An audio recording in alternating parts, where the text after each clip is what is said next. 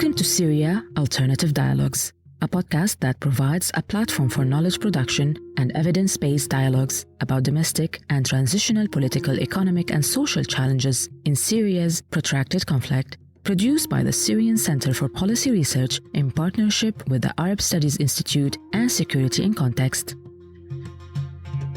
Hello everyone, welcome back to our discussion with Omar Dahi, Professor of Economics in Hampshire College and the Director of Security in Context. Based on our last discussion, we have a very rich discussion about the securitization framework that you worked on in the Global South and in Syria. We want to go through more the dynamics of conflict inside Syria from a regional perspective and from local dynamics as well. So in this perspective, how do you see the shift and transformation happened from social movement that aim to freedom, social justice, new good governance, new democracy, toward a catastrophic armed conflict that destroy the foundation of the economy and the society?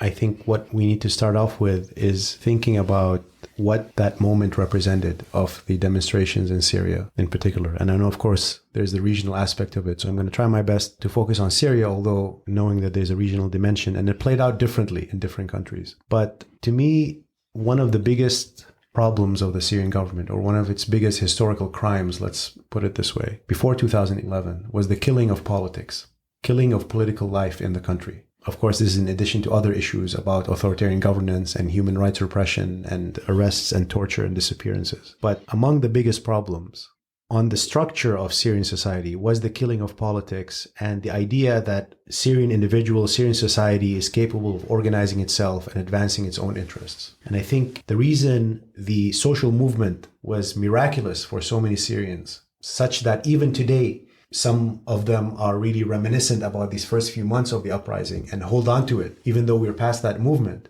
is because it represented the possibility for resuming politics in the country, for actually having political life in the country, where people can initiate discussions and debates, where people can actually hold sessions and affirm their ideas and opinions and interact with people from other regions in the country and find out, oh, I'm in Damascus, but I actually am concerned about what's happening in Aleppo or in Deir ez-Zor or in somewhere else. And you saw that in the demonstrations and in the slogans and in the almost daily organizing sessions that happened throughout the country. And I think that then provided the possibility for a national movement to develop that can create an alternative, that can create alternative social, economic, cultural policies that can respond to neoliberalism, that can respond to the entrenchment of the elites in power and corruption issues, that can respond to the long-term decline in agriculture due to neglect and marginalization, and so on and so forth.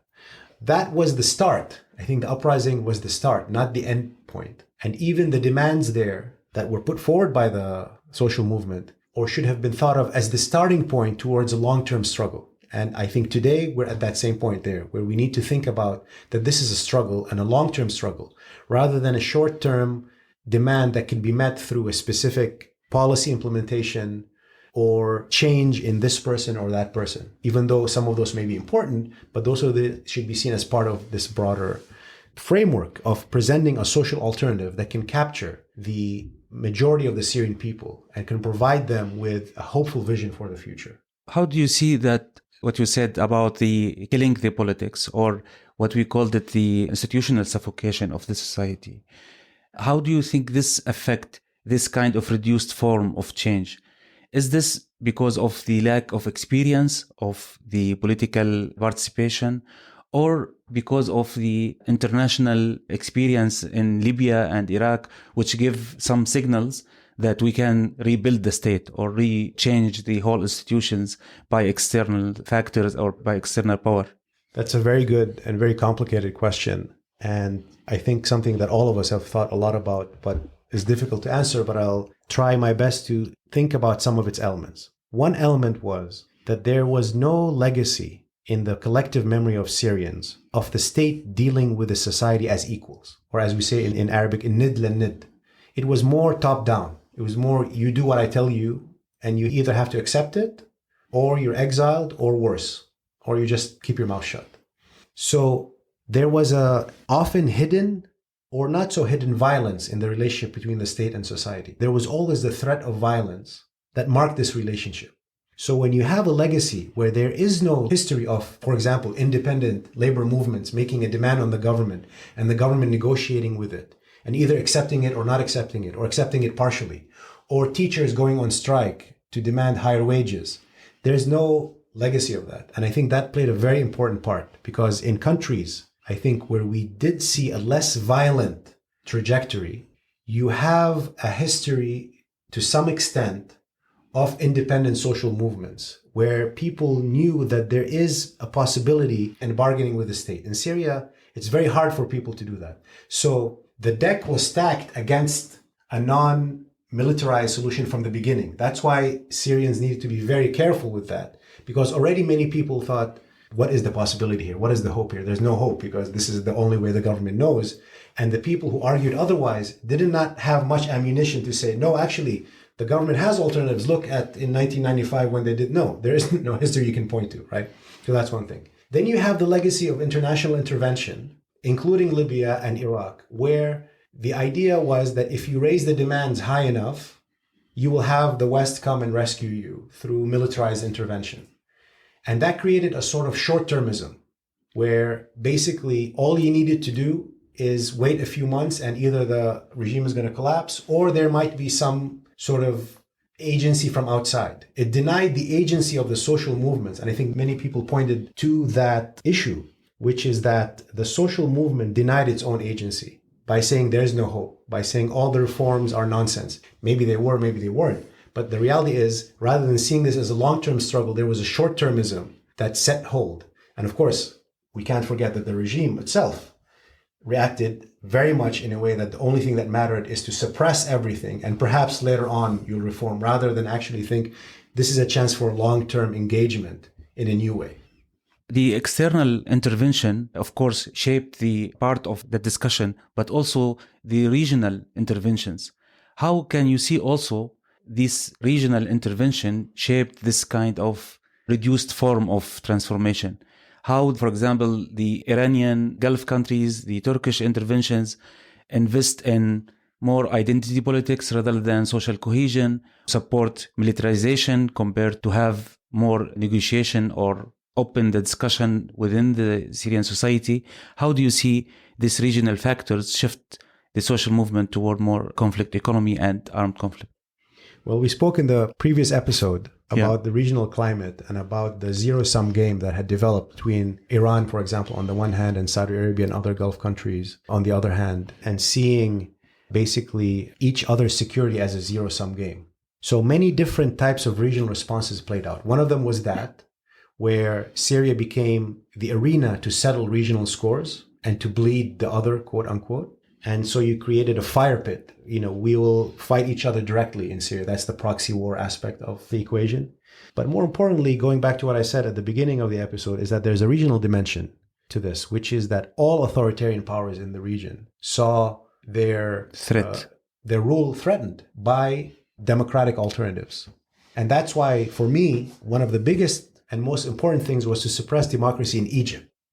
I think the failure of democracy in Egypt is something that the entire region paid the price for. Because if you had the most important, biggest Arab country become more democratic, let's say, to think of this as an aspiration rather than a fully formed, more respectful of civil rights, more respectful of human rights, a state that tolerates independent social movements that can become actors and make demands on Israel or make demands on the US and support Palestinians or Syrians or other countries through grassroots initiative, that had to be destroyed, that had to be killed. And as much as I am concerned about Syria, to me, the failure of Egypt had a much bigger regional spillover, and we feel its effects today. And we can talk more about that. And similarly with the Gulf countries, there was the uprising in Bahrain, which is perhaps by percentage of the population was the largest social movement in the region in terms of a third of the population in the streets, or maybe even more than that. I forget the numbers. Yemen as well. So there was an attempt to both advance zero-sum militarized foreign policy objectives, as well as to reform the authoritarian equilibrium that had existed, where you're both trying to advance an aggressive foreign policy, but at the same time you're worried about your personal rule. And you need to suppress these alternatives. So of course, why would they? Neither Turkey nor which was becoming increasingly authoritarian under Erdogan already, and the other countries had an interest in providing a space for these alternatives. The only alternative was militarism, investment in weapons, facilitating fighters, facilitating acquisition of ammunition, and so on.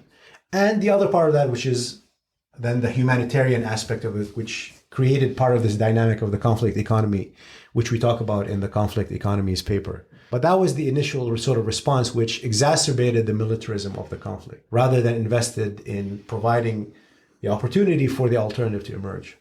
How the transformation happened in terms of the institutions that govern the economy and the human capital, how these resources, tangible and intangible resources, shifted between 2011 and 2013.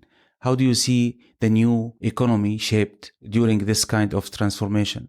So there are many elements to that we try to explore together, and I'm also interested in how you see the dynamics of this as well. But I think one aspect of what happened in Syria was that militarization destroying the real economy. There was a vast destruction and reduction in the real economic productive sector through the mere fact that there were battles and destruction of civilian housing, destruction of factories, the destruction of infrastructure, which also led to the mass displacement of people. So that economic collapse led to increased dependence, led to increased poverty, led to increased informality, the rise of informal sector to capture the majority of the Syrian social scene in terms of the economic levels of production. So that was then going to be further having an impact. So that's one aspect of this.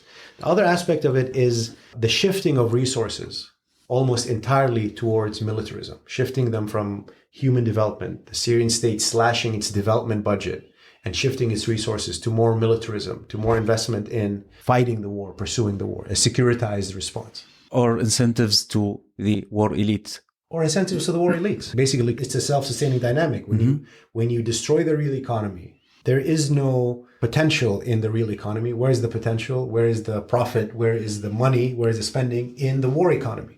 Whether you are pursuing it directly, whether you're playing on the fragmentation of the country where you can smuggle from one place to another, where you can be someone who is able to secure products in between different places and make a profit out of them, that became then an entire new framework that created what we call the conflict economy, which is not necessarily a limited aspect. When we think of the war economy, it has different concepts, right? So traditionally, there's a historic concept that looks at the global North countries, the industrial countries like the United States, as having a war economy because they have so much military spending and the economy focuses on spending. Another aspect of the war economy, though, particularly in light of civil wars and civil conflicts, is the illicit smuggling and the exchange of theft of archaeological material and pillaging and so on. And you see that in Syria as well, of course. But in our approach, we basically looked at the transformations of the entire cycle of production and reproduction of the society and how it was affected by the conflict. And I think this is where you see that full cycle of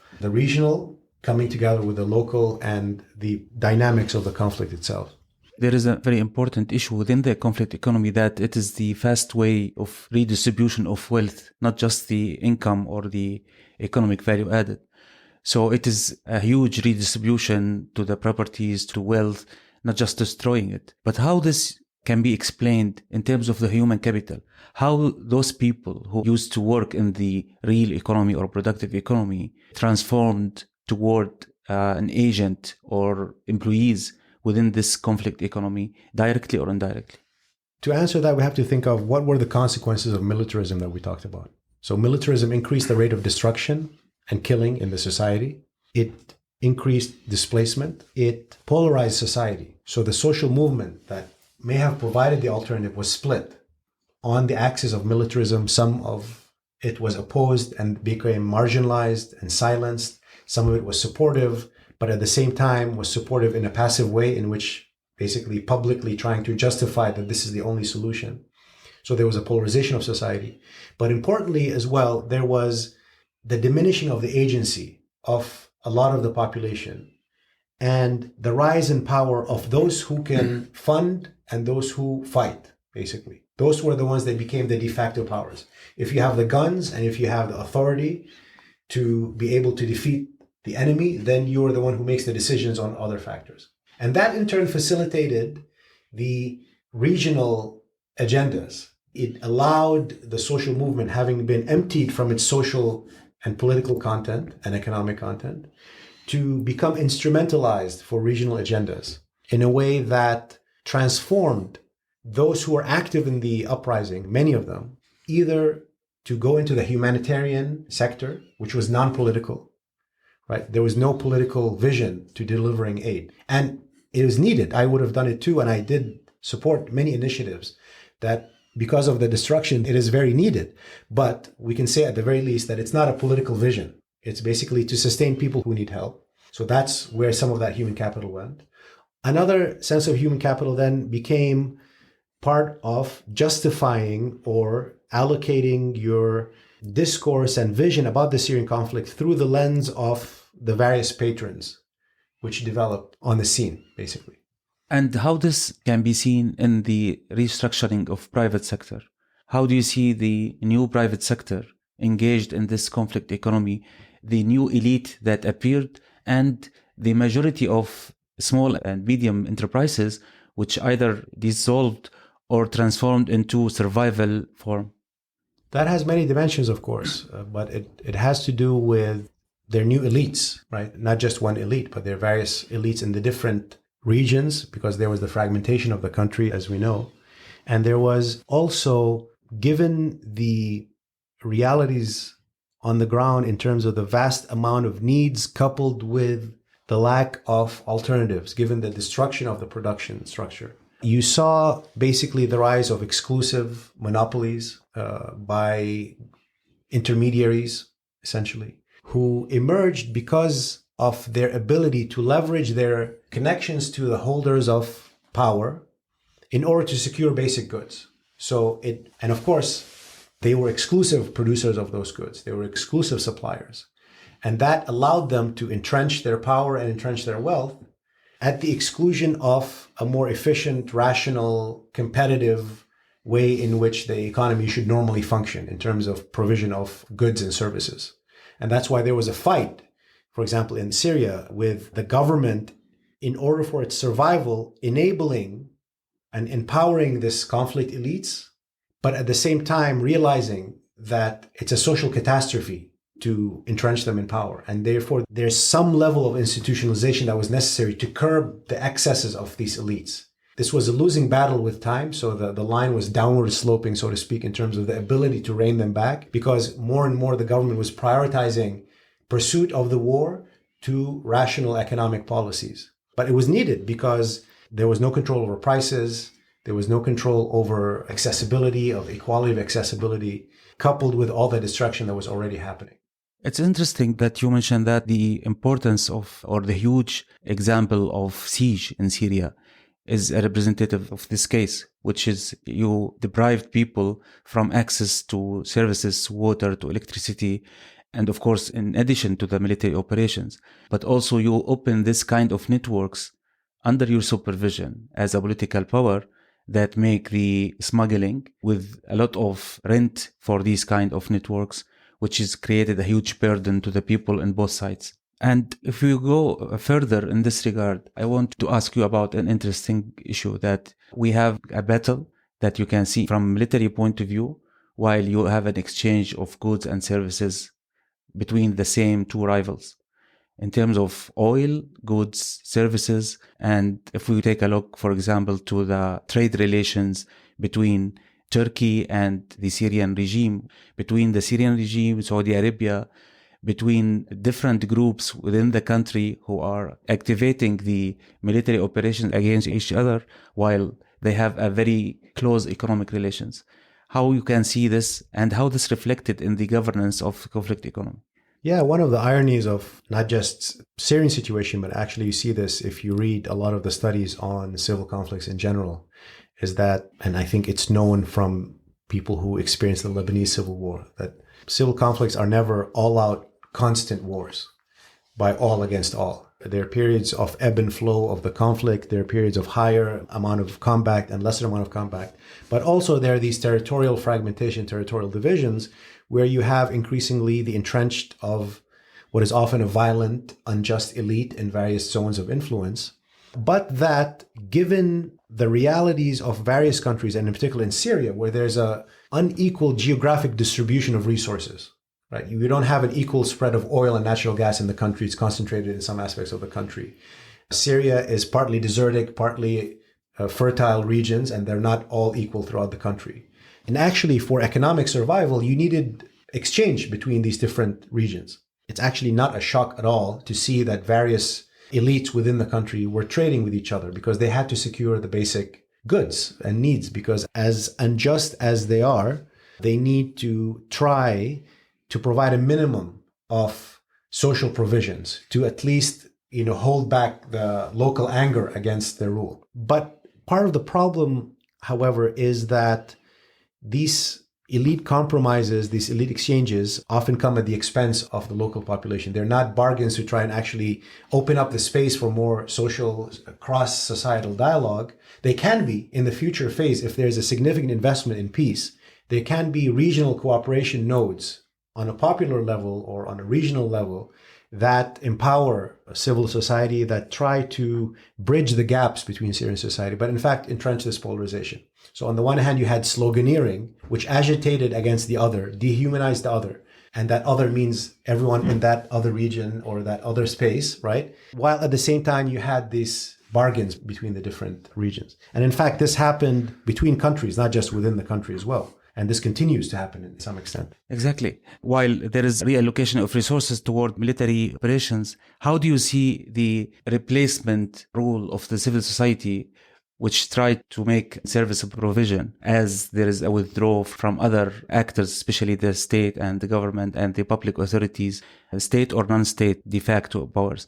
How you assess this role of civil society in service provision or support the society? My first and all my constant instinct, of course, as someone who has a personal commitment as well as an academic and ethical and professional commitment, is to relate to these initiatives with compassion and generosity, that this was a catastrophe.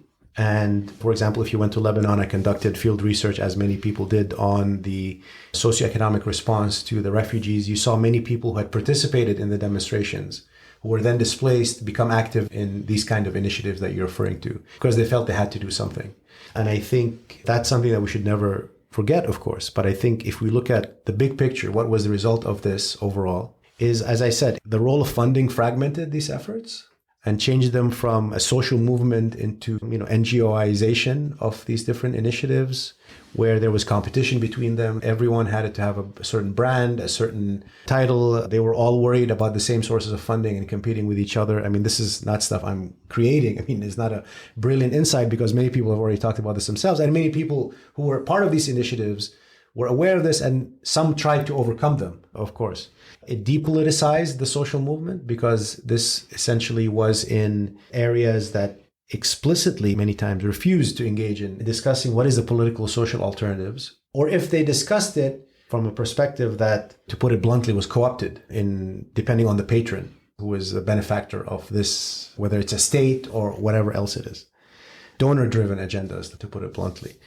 But the other part of this is the fact that this humanitarianism also relieved and was quite beneficial to the de facto powers, because it sustained the cycle of investment in militarism and entrenchment of power. Because if you had the bigger guns or if you had the bigger mobilization, you could rule over territory and also not have to worry about basically provisions of goods and services that can be outsourced.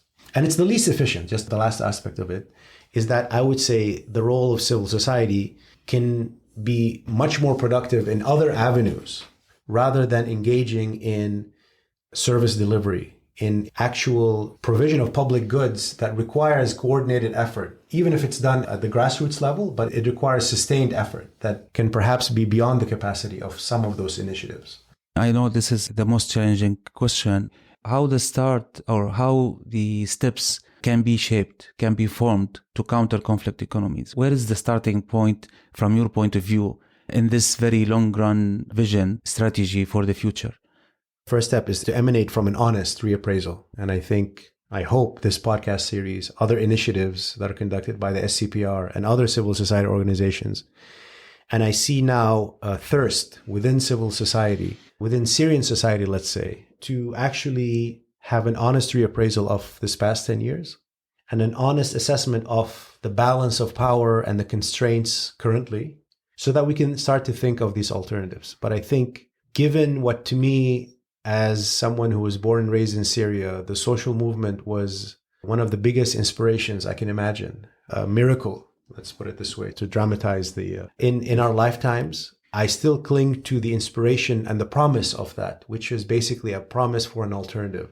And I think the role is to first start thinking about what are the policies on every level, national level, economic, social, political policies that can provide an alternative, a vision towards social justice that can speak to the needs and the priorities of Syria's populations, and then trying to form a critical mass of civil society that can organize in a meaningful way, not simply, putting out one statement, but essentially actually engaging with Syria's populations in their various areas, whether as refugees in neighboring countries. And perhaps this, and hopefully this will happen inside Syria as well, to actually have an alternative that can attract and that can provide the basis of an alternative for Syria.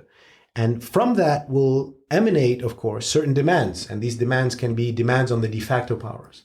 It can be demand on international aid donors, for example, about aid and how that aid and how donors use their money. It can be demands on the de facto internal powers. But that has to emanate from a more confident, comprehensive vision of where we want to go as a society. That's great, Omar. Thank you very much for this rich and thorough discussion. And I think there is a lot of ideas and suggestions and statements that we can go through in the future to go in depth in terms of research and dialogue. So we thank you very much for that. And I hope that we will have another miracle also made by the Syrian people to transcend this conflict and to go to a better future. Thank you very much. Thank you. You are listening to Syria Alternative Dialogues, a collaborative podcast by the Syrian Center for Policy Research in partnership with the Arab Studies Institute and Security in Context.